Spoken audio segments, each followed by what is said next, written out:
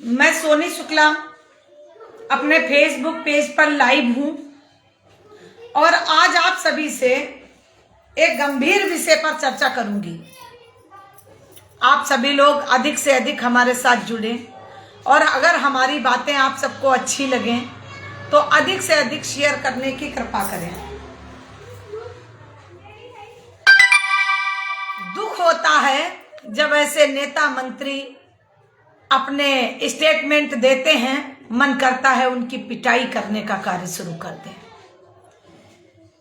ऐसे गद्दार नेताओं को जो भी पार्टियां 27 में अपने पार्टी में लेंगी, उस पार्टी का भी हम लोग साथ में अंतिम संस्कार करने का कार्य करेंगे। ये मेरी सोनी शुक्ला की खुली चेतावनी है। जिस ऐसे गंदे नेता को, जिसका मैं नाम लेना चाहती हूँ, जिस पर मैं लाइव आई हूँ, वो अगर गंदा नेता किसी भी पार्टी में, किसी भी पार्टी ने लिया, चाहे वो बसपा हो, सपा हो, कांग्रेस हो, अगर ऐसे गंदे नेता को जिस पार्टी ने लिया, उस पार्टी का अंतिम संस्कार भी साथ में बीजेपी के साथ साथ उस पार्टी का भी अंतिम संस्कार किया जाएगा। ये सोनी शुक्ला वाइल्ड लाइफ अपने फेसबुक पेज से बोल रही हैं। दुख होता है ऐसे गंदे व्यक्ति को जो इस तरीके की बातें करता है, हम अफवाहें उड़ाता है या कोई बात करता है। स्वामी प्रसाद मौर्य सुन ले मेरी आवाज। अगर मुझे कहीं मिल गया तुझे मैं थप्पड़ों से जुतियाऊंगी, जूते से चप्पल से तेरी पूजा करूंगी। तेरा स्टेटमेंट सुनते सुनते मुझे इतना क्रोध आता है। वो बहुत अच्छा था, हमारा जो बेटा गया था एक हमारे समाज से, जिसने तुझे जूते की माला पहनाने का कार्य किया, तुझे थप्पड़ मारने का कार्य किया। आज का तुम्हारा स्टेटमेंट क्या है कि ब्राह्मणों को दान दक्षिणा रोको, इनकी हेकड़ी निकल जाएगी। तो सुन कुत्ते कमीने, तुम्हारी हेकड़ी क्या निकल जाएगी, मेरी क्या हेकड़ी निकालोगे। तुम्हारा जब अंतिम संस्कार होगा और जब तक ब्राह्मण उद्धार नहीं करेगा ना, तब तक तुम नरक में पड़े रहोगे, स्वर्ग में जाने के लायक नहीं रहोगे। क्योंकि इतना ब्राह्मणों के लिए अभद्र टिप्पणी करने वाला ये स्वामी प्रसाद मौर्य, हमारे जो ग्रंथों को फाड़ने वाला, हमारे धार्मिक ग्रंथों का अपमान करने वाला ये स्वामी प्रसाद मौर्य, इसके खिलाफ अब तक सरकार ने कार्रवाई क्यों नहीं की। मैं उत्तर प्रदेश सरकार से ये प्रश्न करती हूँ, अब तक इस स्वामी प्रसाद मौर्य के खिलाफ कार्रवाई क्यों नहीं की। ये हमेशा विवादित बयान देता रहता है, इसको ब्राह्मणों से बहुत चिढ़ है। ब्राह्मणों को दान दक्षिणा नहीं देगा तो ब्राह्मण भूखा नहीं मर जाएगा। आज बहुत सारे ऐसे मंदिर हैं जहां पर हर कास्ट के लोग अब पूजा और कर्म करने में लगे पड़े हैं, लेकिन वो पूजा कर्म करने से ब्राह्मण नहीं हो जाएंगे, वो जो है वो वही रहेंगे। देखिए ब्राह्मण क्या होता है, ब्राह्मण किसी एक उससे नहीं होता है, अपने कर्म और कुकर्म से व्यक्ति ब्राह्मण बनता है। जाति से तो सभी शूद्र होते हैं। ये जाति पाति की खाई मोदी जी ने क्या खोद दी है। आज ये स्वामी प्रसाद मौर्य 2 टके का व्यक्ति आज हमारे ब्राह्मण समाज पर उंगली उठा रहा है और कह रहा है दान दक्षिणा बंद कर लो, रख ले अपनी दान दक्षिणा, तेरे अंतिम संस्कार में काम आएगा। मुझे नहीं चाहिए दान दक्षिणा, हमारे बच्चे भूखे नहीं मर जाएंगे, हमारे ब्राह्मण भाई अपना कमा खा लेंगे। छोड़ दो हमारी विरासतें, हमारी रियासतें, जिस पर तुम्हारे बाबा परबाबा हमारे काम करते हैं, छोड़ो। जिस दिन नाच पानी गल्ला देना हमारे बाबा दादा परबाबा देना बंद कर देंगे, उस दिन तुम भूखो मर जाओगे। बात करते हो आप दान दक्षिणा देना बंद कर दो। क्यों दान दक्षिणा देना बंद कर दो? नहीं चाहिए तुम्हारी दान दक्षिणा, रख लो। इस पे कार्रवाई कोई क्यों नहीं करता है? इस पे हमारा ब्राह्मण समाज क्यों जागा बैठा है? इसको जहां मिले इसको जूते की माला पहनाने का काम करो, इसको उतार कर रोड पर नंगा करके मारने का काम करो। क्यों नहीं करते हो आप लोग? ना कर पाओ तो हम महिलाओं को बताओ, इसको हम लोग सबक सिखाने का कार्य करें। हमारा ब्राह्मण समाज, हमारा सवर्ण समाज ये जो ग्रंथों का अपमान करता है, जो हमारे धार्मिक ग्रंथ है उनका अपमान करता है, ब्राह्मणों का बार बार अपमान करता है, इसकी कोई जीभ क्यों नहीं काटता? इसकी अब तक जीभ क्यों नहीं काटी? ये ज्यादा चक्कर चक्कर जीभ चलाता है, इसकी कैंची की तरह जीभ ज्यादा चलती है, इसकी जीभ को ही काट देना चाहिए। अब की कोई एक हमारे वंश से कोई बेटा निकले और इसकी जीभ काटे जाके तब ये सुधर जाए स्वामी प्रसाद मौर्य। ये कमीना हो गया हरामजादा, ये बार बार कह रहा दक्षिणा देना बंद कर दो, कहीं हमारे आदि ग्रंथ फाड़ता है, कहीं हमारे रामायण महाभारत का हमारा अपमान करता है। ये कोई नेता बना है? इसको किसने कुर्सी पे बैठा दिया गधे को? किसने इसे मंत्री बनाया है? किसने इसे सांसद बनाया? किसने इसे विधायक बनाया? ये तो झाड़ू लगाने के काम करने वाला नहीं है स्वामी प्रसाद मौर्य। सुन ले मेरी ये आवाज, जहां तक अगर तेरे पास आवाज पहुंच रही, अगर मुझे मिल गया, तेरी हम बहुत कायदे से पिटाई करेंगे। तुझे बाई लाइव में कह रही हूं, जो करना है तुझे जो कर ले मेरा, तुझे हम अपने चप्पल और जूते से पिटाई करूंगी। होश में आ जा स्वामी प्रसाद मौर्य। और सुन लीजिए, मैं और किसी मौर्य समाज के लिए मैं बात नहीं कर रही हूं। हमारे देश, हमारे समाज में जो भी अभद्र टिप्पणी करेगा, वह स्वयं हमारे ही समाज का क्यों ना व्यक्ति होगा, उसको भी मैं जूते चप्पल की माला पहनाने का काम करूंगी। बिल्कुल शांत नहीं बैठूंगी। व्यक्तिगत हम किसी जाति पे टिप्पणी नहीं कर रहे हैं, लेकिन जो कुकुरमत्ते वाली बात करेगा, जो गलत भाषा का प्रयोग करेगा, जो हमारे ब्राह्मणों को टारगेट करेगा, हमारे समाज को टारगेट करेगा, हमारे आदि ग्रंथों का अपमान करेगा, उस व्यक्ति के, उस दानव का, उस राक्षस का मैं ऐसे ही बहिष्कार करूंगी और इसकी धज्जियां उड़ाने का काम करूंगी। कितने लोग आप हमारे समर्थन में मुझे बताएं। और स्वामी प्रसाद मौर्य जहां भी जिसको मिल जाए, बस इसके ऊपर जूता चप्पल चलाने का कार्य शुरू कर दीजिए। कहीं ना कहीं तो जाएगा स्टेज पे, इसकी आराम से आरती उतारने का कार्य शुरू कर दीजिए। और अगर मुझे ये मिल गया तो मैं इसके वो हसल करूंगी, इसने शायद अंदाजा नहीं होगा इसको, स्वामी प्रसाद मौर्य को। ये मौर्य वंश के नाम पर कलंक है, बना घूम रहा है स्वामी प्रसाद। काहे का स्वामी है तू, बता मुझे, किसने तेरा नाम रख दिया है स्वामी?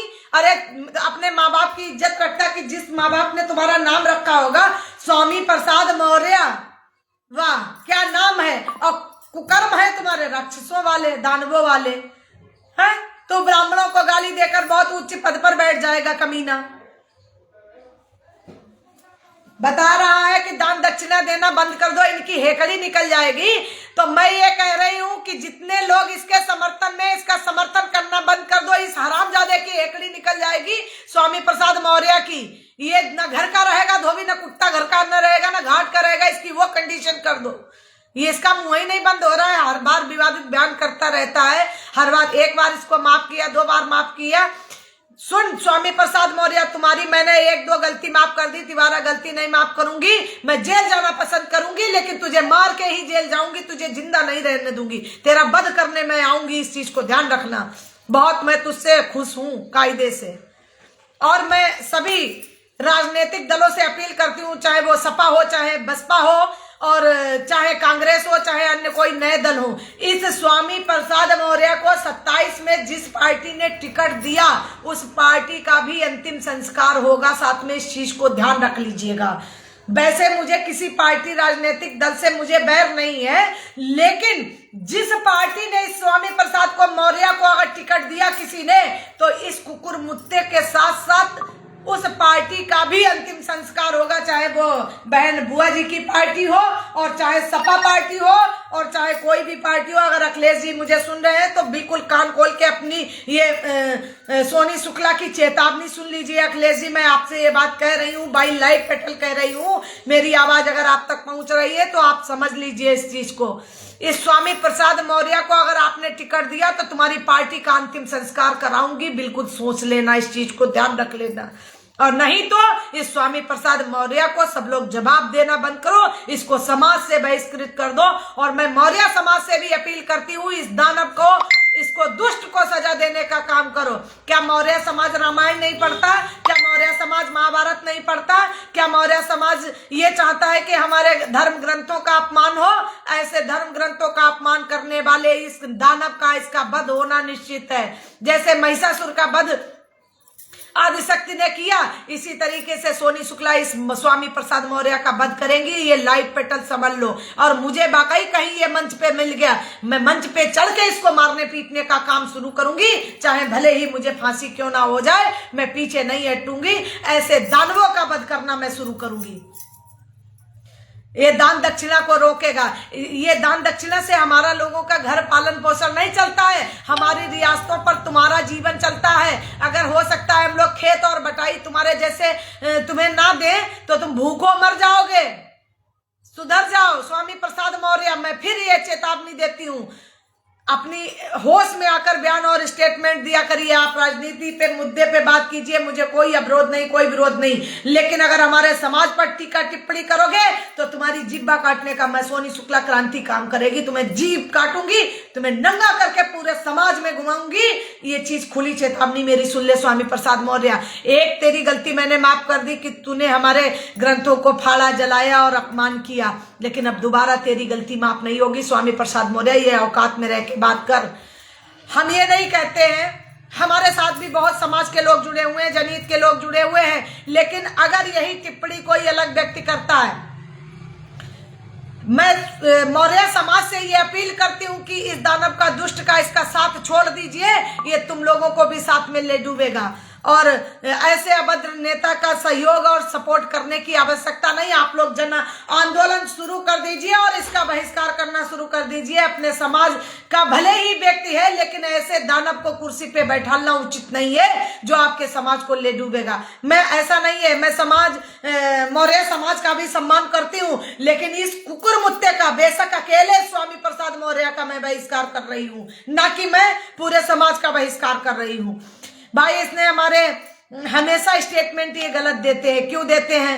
ब्राह्मणों को दान दक्षिणा, अब इसका नया एक ट्रेड चल गया है कि ब्राह्मणों को दान दक्षिणा। इससे तू हाईलाइट नहीं होगा, तेरी बदनामी होगी और फिर कोई तुझे मारेगा आकर स्टेज पे चढ़कर और तुझे मिट्टी में मिलाने का कार्य शुरू कर देगा और तो चप्पड़ चप्पड़ जो जीव चल रही ना, तो जीव ही चलाना बंद कर देगा। इतना आक्रोश में हम सब लोगों को मत ला। ऐसे स्टेटमेंट देकर सुन रहा है अगर स्वामी प्रसाद मौर्य, तुझे मैं समाज से बहिष्कार करती हूं तेरा, और तुझे मैं नेता नहीं मानती हूं। दूसरी बात, मैं प्रश्न करती हूं उत्तर प्रदेश सरकार से। ये तो स्वामी प्रसाद मौर्य को मैं सबक सिखाने का काम स्वयं करूंगी और इसे खुली चेतावनी मैं देती हूं कि मुझे ये अगर कहीं मिल गया तो इसकी मैं क्या दशा करूंगी वो मैं ही जानती हूं। जो होगा बाद में मैं देख लूंगी। जेल जाने से अलावा, फांसी होने से अलावा इससे ज्यादा कुछ होना नहीं। मैं अगर देश के लिए शहीद भी हो जाऊं तो मुझे कोई दुख नहीं होगा कि मैं ये जरूर कहूंगी कि मैंने इस दानव का वध किया। ये हमारे ब्राह्मणों को कहेगा और हमारी ब्रह्माणी चुप नहीं बैठेगी, इसकी जीभ कतरने का काम करेगी। मत दे दान दक्षिणा, रख ले अपने घर में दान दक्षिणा। और मैं ब्राह्मण समाज से एक बात प्रश्न करती हूँ, अपने ब्राह्मण समाज से भी मैं प्रश्न करती हूँ। आप ये बताइए, हमारे अधिकतर मंदिरों में पूजा ब्राह्मण समाज करता है। आपके वंशज परशुराम जी हैं, कितने ब्राह्मणों ने आज तक स्थापना मंदिरों में कराई? मैं सभी ब्राह्मण समाज से अपील करती हूँ, हाथ जोड़ के अपील करती हूँ कि प्रति मंदिर में, भारत देश के प्रति मंदिर में एक परशुराम जी की मूर्ति का स्थापना जरूर होना चाहिए।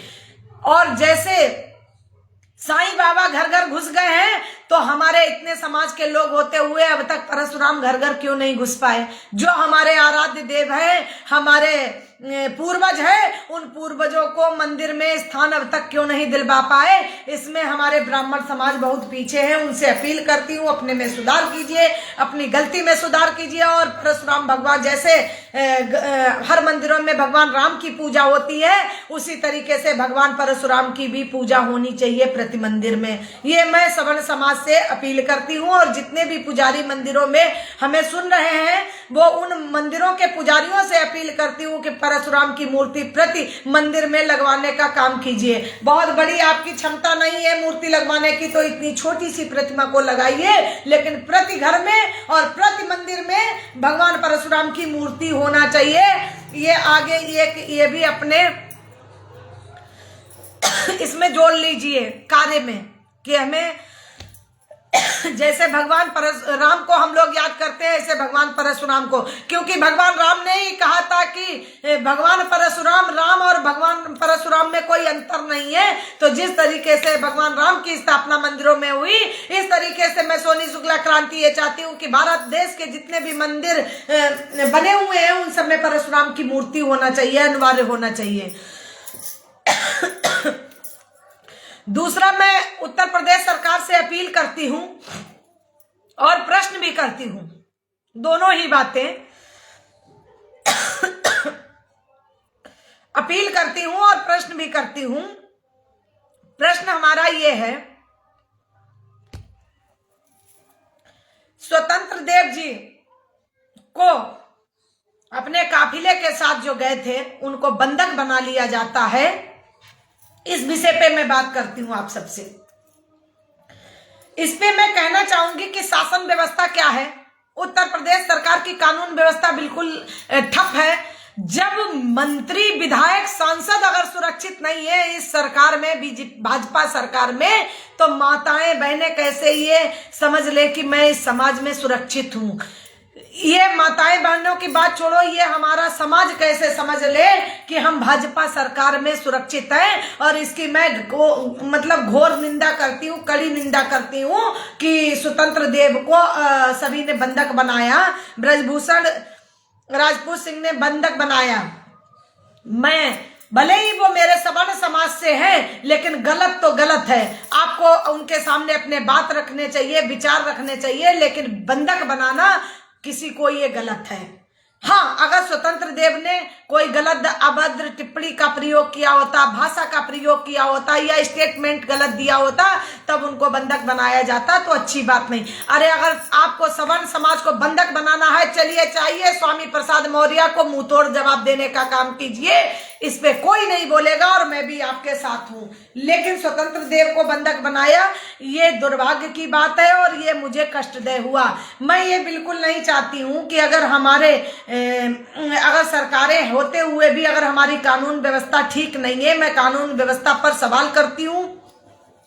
दूसरी बात, मैं प्रश्न उठाती हूं उन पर जो उनकी सुरक्षा में सुरक्षा कर्मी थे और स्वतंत्र देव बंधक बन गए और सुरक्षा कर्मी क्या कर रहे थे। मैं उनसे ये प्रश्न करती हूं और उत्तर प्रदेश सरकार से, योगी जी से कहना चाहूंगी कि जो भी उनके साथ सहचर उनकी सुरक्षा में सुरक्षा कर्मी लगे थे, उनको तुरंत सस्पेंड करने की मांग करती हूँ। ऐसे कर्मचारियों को सस्पेंड करिए। जब आप सुरक्षा नहीं कर पा रहे हैं तो आप क्या कर पाएंगे?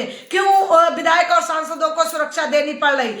मैं तो ये कहती हूँ किसी को सुरक्षा ही मत दीजिए। जब सुरक्षा के रहते हुए अगर आप सुरक्षित नहीं है तो क्या फायदा है इसी सुरक्षा को?